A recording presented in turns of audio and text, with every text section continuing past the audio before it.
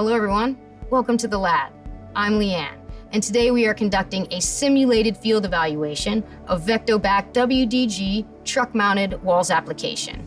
To do this evaluation, we will be assessing larval mortality using larval bioassay jars.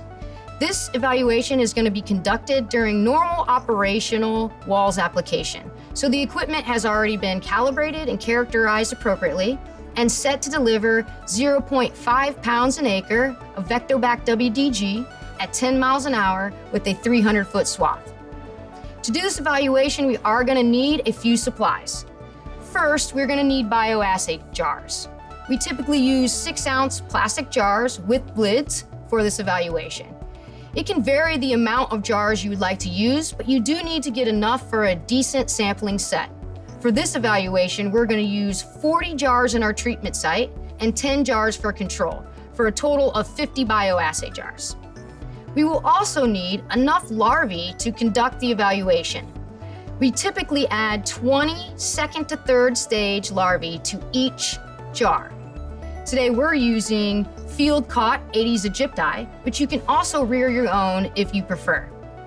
You're also going to need some distilled water. We add 100 milliliters of distilled water to each jar prior to introducing the larvae. We have a gallon here, which will be plenty for this evaluation. Now that we have all of our supplies together, let's review the test design.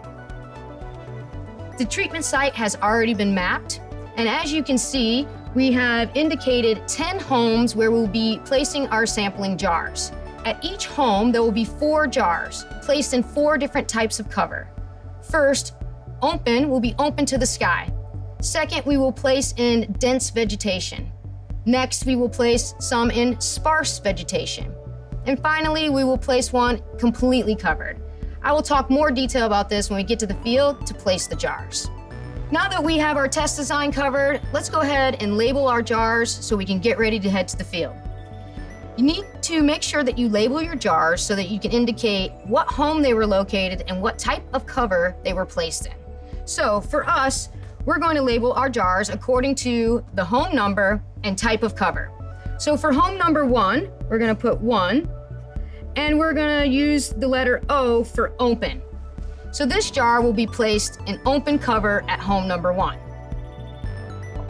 Next, same home number 1, we will place one in sparse vegetation. So we will label this 1S for sparse vegetation. Next, we have same home, we will place a jar in dense vegetation. So we will label that 1D. And finally, at the same home, label 1 and completely covered. This jar is going to be placed completely covered to the sky.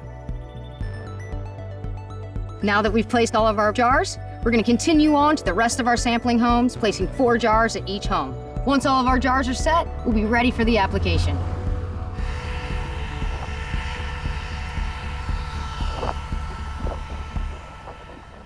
Welcome back to the lab. Our WALS application went great last night. We've collected all of our jars, and now we're going to conduct our larval mortality bioassays. We will begin by adding 100 milliliters of distilled water into each jar. So we'll go ahead and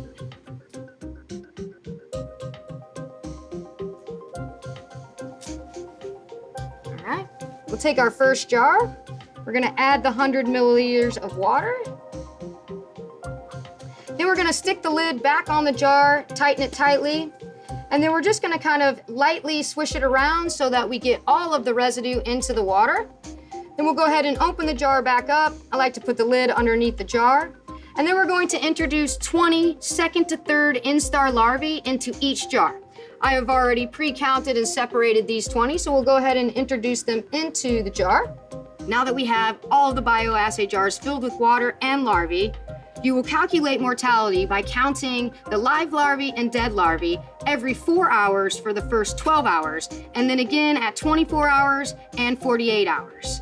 I typically use a chart to keep track of these things to make it easier. To calculate your total mortality, you will simply divide the amount of dead larvae by the total number of larvae introduced. Times that by 100, and you have your total percent of larval mortality for each jar. That's how you conduct field evaluations of VectoBac WDG truck-mounted WALS applications. Thanks for tuning in.